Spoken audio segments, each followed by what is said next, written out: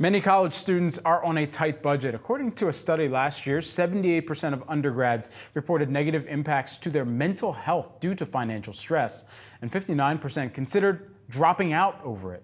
Joining me now, we've got Dan Roccato, who is the University of San Diego finance professor. Dan, thanks so much for taking the time with us today. I want to start with the top money mistakes that you see college students making. What are some of the most common issues?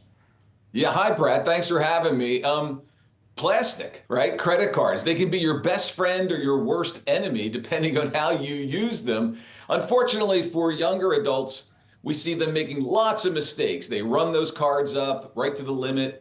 They are late in their payments. All things, as you know, Brad, that will damage their credit, possibly for years to come. So that's the single biggest mistake I see. Student loans, where folks are bringing on a lot of debt without really understanding what that means after graduation. They're thinking, well, I can hope for forgiveness. Hope's not a strategy. So let's make sure we really understand when we're piling on those student loans, what's gonna happen? What does that mean after graduation? And finally, choice of major. Brad, here's the thing. We spend a lot of time thinking about what school we're going to go to, and that's important. You and I, for example, went to Drexel. Shout out to the Dragons. But at the end of the day, Brad, your choice of major is actually more important most times than your choice of school.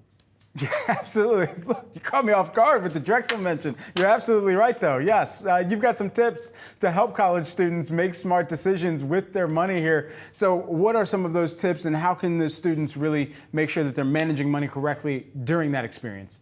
Yeah, great question. Listen, the first one is pretty self-evident, I think, is limit your student debt to no more than what you believe or expect your first year salary to be. If you're going to come out as an engineer and making 90 grand a year, fine, borrow 90 grand. If you're going to major in basket weaving, well, change your major.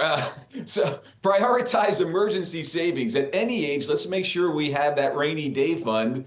Things happen. New set of tires unexpectedly, right? Things like that. Choose your major carefully. And Brad, here's something that I'm noticing more and more with my students. Internships lead to jobs. That is so true nowadays. So snag that internship somewhere between sophomore, junior year, or maybe junior, senior year. Oftentimes that'll lead to a job. Treat it like a dress rehearsal and let it go into a real-time job. Yeah, thank goodness that Drexel University's Westfall Arts and Design School did not have basket weaving as a major. Otherwise, they could have got this money. You also talk about the best ways for college students to build credit. How can you go about this while you're going through your studies?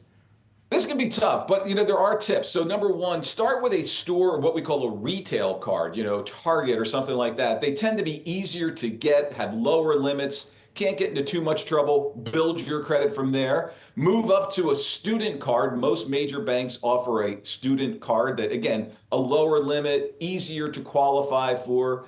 There's a couple of really good choices out there. And then gradually move up to those better cards. But the key is we want to build our credit profile as we do that. Pay your bills on time, keep keep your balances low, that sort of thing.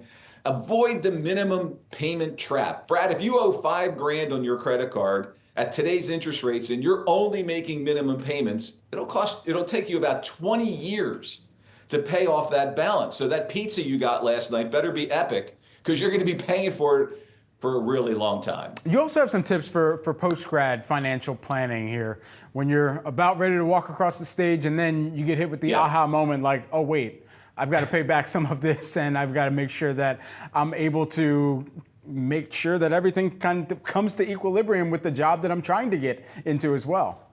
Absolutely. As you leave the quad, think about making a budget. And that doesn't have to be this big, elaborate spreadsheet. It can be, one page. It can be a very simple budget. And a budget is how you and I choose to spend our money.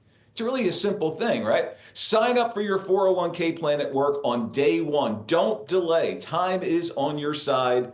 Do it now and keep adding skills. Brad, I'm often asked, what's the best investment I can make? It's really simple. It's yourself. Invest in your skills, your human capital. That pays off the best. All right. I hope that pizza is epic for anybody who's watching this and trying to figure out how they do some financing after it. Dan, thanks so much for taking the time here with us today. Real pleasure.